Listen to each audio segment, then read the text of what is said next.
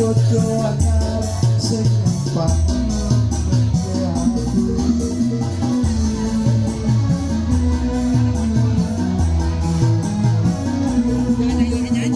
Bunda, di event ini apa nih yang jadi komunitas unggulan pertanian Kota Depok? Unggulan Kota Depok untuk tanaman hortikultura, ada buah-buahan, ada alpukat, kemudian ada jambu, kemudian ada cempedak, nangka dan lain sebagainya. Kemudian selain dari tanaman buah-buahan, juga ada ikan hias. Ada ikan hias yang sudah diekspor seperti neon tetra, kemudian red nose dan lain sebagainya. Ya mungkin nanti bisa ditambahkan sama Pak Kabid Perikanan, mangga Pak Kabid Perikanan di sini nanti. Udah, Bun, kalau belimbing sama alpukat sekarang gimana nih, Bun? Ya, sebetulnya gini, belimbing, alpukat, kemudian nangka cempedak itu masih menjadi salah satu unggulan buah lokal di Kota Depok. Mudah-mudahan dengan adanya teknologi di pertanian itu bisa dibudidayakan dalam lahan persempit, karena kita tahu bahwa lahan di Kota Depok semakin tinggi ya, laju tata guna lahannya semakin menyempit, sehingga perlu dilakukan teknologi atau dibudidayakan dalam lahan yang sangat ketat. Kalau misalnya di daerah seperti di Kabupaten Bogor, Kabupaten Cianjur, mungkin bisa dibudidayakan dalam lahan yang luas seperti di ladang. Tetapi di Kota Depok kita tahu sendiri kan, dari hari ke hari lahan yang tadinya untuk pertanian, ladang, kemudian sebagainya, sekarang sudah berubah fungsi menjadi lahan permukiman. Kalau produk unggulan masih belimbing atau udah bergeser ke alpukat sih? Kita alhamdulillah belimbing masih. Kemudian alpukat juga iya, kemudian ada cempedak, ada nangka yang sudah disertifikasi oleh Kementerian Pertanian Republik Indonesia. Kalau alpukat sendiri kan penemunya Kota Depok, Miki itu ya? Apa udah ini? Itu sebetulnya kalau tidak salah punya Jakarta Selatan kalau Miki ya, kalau tidak salah, hanya barangkali di Kota Depok banyak penangkar. Ada alpukat yang sudah disertifikasi menjadi alpukat unggulan Kota Depok. Ada alpukat Depok atau disingkat dengan ALDE atau alpukat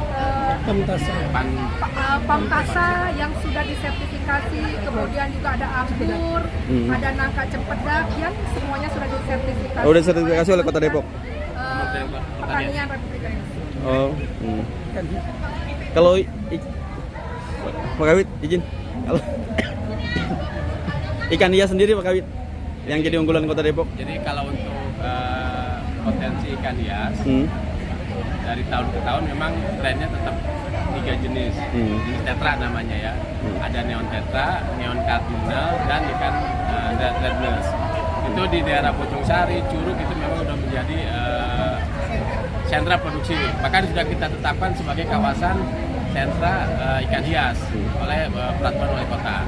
Artinya kawasan tersebut memang diupayakan menjadi kawasan yang memang mengunggulkan potensi ikan hias yang memang sudah menjadi kehidupan sehari-hari. Dari zaman tahun 80-an memang kawasan itu sudah menjadi sentra budidaya ikan hias. Kalau dihitung udah PAD-nya berapa nih dari ikan hias sendiri?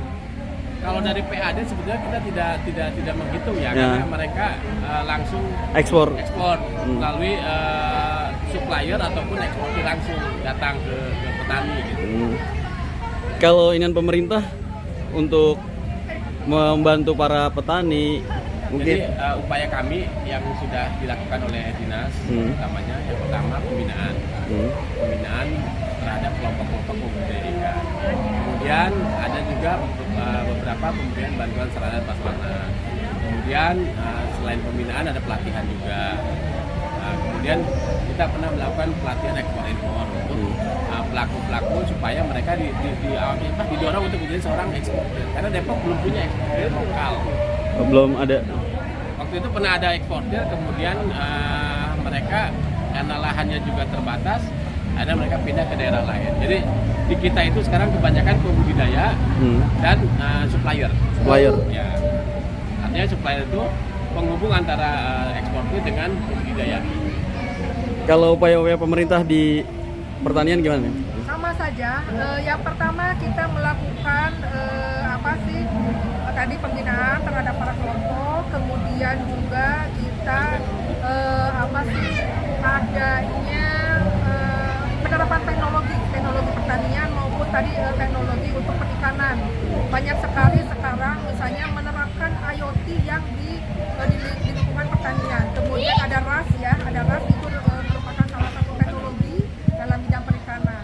Kemudian tadi menerapkan integrated urban farming, karena integrated urban farming itu adalah lahan perkotaan yang ada di Kota Depok, kemudian dipakai untuk mengembangkan pertanian dengan berbagai sektor, mengkolaborasikan antara tanaman pangan, kemudian perikanan, jadi satu, peternakan, itu jadi satu, jadi sehingga masyarakat bisa terpenuhi kebutuhannya. Kalau untuk produksi keluar, misalnya untuk pasar kita belum, tapi minimal masyarakat bisa mengupayakannya untuk memenuhi kebutuhan masyarakat. Biasanya kalau di masyarakat tuh kendala-kendalanya apa sih? Dan pemerintah memberikan solusi? Termasuk salah satunya ketika melakukan karena mindset bahwa pertanian itu adalah mengupayakan dalam lahan yang besar, dalam lahan yang luas. Nah ini nanti diinformasikan kepada masyarakat, ini loh ada teknologi atau cara yang bisa dilakukan dalam lahan sempit, atau misalnya dikombinasikan dengan berbagai subsektor di pertanian dan perikanan. Nah kemudian juga terkait dengan tadi IoT, yaitu penerapan informasi dan teknologi terkait dengan pemupukan, pengairan, bagaimana cara mengontrol kelembaban udara, suhu yang ada di Kota Depok itu bisa dilakukan juga. Terbukti beberapa komoditas yang tadinya diupayakan di lahan-lahan dengan elevasi tinggi bisa diupayakan di Kota Depok. Contohnya di dataran rendah seperti Kota Depok. Contohnya adalah bunga kol. Bunga kol itu kan seperti kalau kita tahu itu ada di dataran tinggi ya, seperti di Cisarua, dan sekarang bisa dibudidayakan di Kota Depok. Tentu itu memakan waktu yang sangat lama karena namanya teknologi budidaya itu tidak semua. Barangkali. Ini sekarang kan buka stand nih, ini apa aja sih isi standnya? Yang pertama adalah stand dinas pertanian. Kalau dinas pertanian ini kan semua. Kemudian ada peternakan itu terkait dengan potensi, misalnya ada kelinci, kemudian ada madu hasil peternakannya, kemudian ada produk olahan, ini ada produk olahan perikanan dan olahan hasil peternakan, juga hasil perikanan ini. Kemudian ada tanaman hias, karena kita potensi tanaman hias juga masih sangat tinggi. Kemudian ada hidroponik. Nah ini hidroponik ini kan salah satu metode atau teknologi yang bisa diupayakan tanaman dalam air atau misalnya dalam lahan sempit di perkotaan ya. Kemudian ada ikan hias tadi yang saya sampaikan, kemudian ada belimbing masih menjadi produk unggulan kita, dan ada anggur. Tadi anggur kan memang kita dibudidayakan dalam dataran yang tinggi, ternyata di Kota Depok juga bisa tumbuh dengan baik. Kemudian ada kolaborasi ini menggabungkan semua produk yang ada di Kota Depok. Udah, ini kan ada dokter nih. Ini dokter hewan. Dokter hewan. Ya, karena kita potensi peternakan atau kesehatan hewan itu lebih fokus pada hewan kesayangan. Kalau di Kota Depok untuk peternakan tidak membudidayakan hewan besar atau ruminansia besar seperti sapi, potong, kemudian sapi perah itu tidak dibudidayakan, tetapi kita lebih fokus pada penanganan peternakan rakyat. Misalnya dia kambing hanya 10 ekor, misalnya sapi hanya 2-3 ekor, akan dipotong. Kemudian ayam juga untuk ayam yang yang kecil. Nah, fokus kita adalah pada hewan kesayangan. Kalau sekarang bisa konsultasi ya kalau masyarakat mau.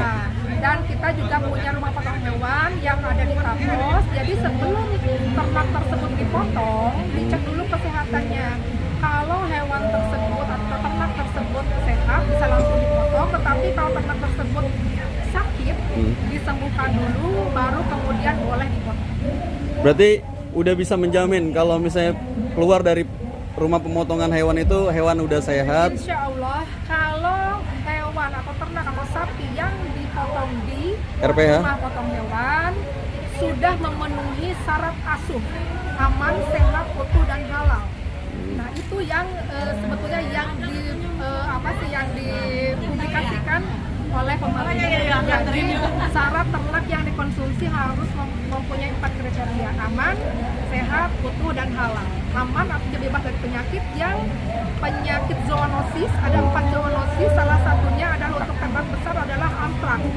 Kemudian kemarin terkait dengan penyakit kuku dabohong, tetapi itu bukan merupakan zoonosis, tapi itu ternak hewan yang bagian mulut atau kepala dan kukunya atau kakinya yang terkena PMK itu tidak boleh diproduksi. Kemudian tadi yang saya sampaikan zoonosis sudah 4. Yang pertama adalah antraks, menyerang pada hewan ternak. Kemudian avian influenza, menyerang pada burung unggas. Kemudian yang ketiga rabies. Rabies itu ada kucing, dogi, kemudian kera, sama ini yang apa sih? Yang pokoknya hewan-hewan pengerat gitu. Kemudian yang tadi rabies. Rabies itu tadi itu saya sampaikan itu antraks, kemudian AI, rabies, sama brucellosis. Brucellosis itu menyerang pada hewan sapi perah. Jadi brucellosis itu. Jadi efeknya dari brucellosis itu adalah jika hewan itu disembelih kemudian dimakan oleh kita, potensi keguguran untuk perempuan itu. Brucellosis. Jadi ada 4 zoonosis yang tadi saya sampaikan. Kalau ini upaya-upaya untuk menekan rabies itu gimana, kan banyak orang piara anjing tapi dilepas-lepas tuh di begini, kita tetap melakukan edukasi kepada masyarakat, sosialisasi tentang bahaya dari rabies. Kemudian yang kedua, kita lakukan vaksinasi terhadap hewan peliharaan, baik yang ada di rumah maupun hewan liar yang ada di lingkungan pemukiman maupun di pasar-pasar tradisional. Seperti banyak kan kucing yang suka ada di pasar tradisional, dan itu kita lakukan upaya vaksinasi. Yang ketiga, kita melakukan sterilisasi bagi kucing-kucing jantan yang domestik. Artinya kucing jantan yang liar tersebut kita lakukan sterilisasi agar dia tidak bisa berkembang biak. Ya. Bunda, nama lengkap? Saya Tinto Rusmiati, Sekretaris pada Dinas Ketahanan Pertanian Perikanan pada Dinas Ketahanan Pangan, Pertanian dan Perikanan. Pak Kabid, izin. Saya M. Nur Hidayat sebagai Kepala Bidang Perikanan Dinas Ketahanan Pangan, Pertanian dan Perikanan. Ya. Makasih, Ya. Bu.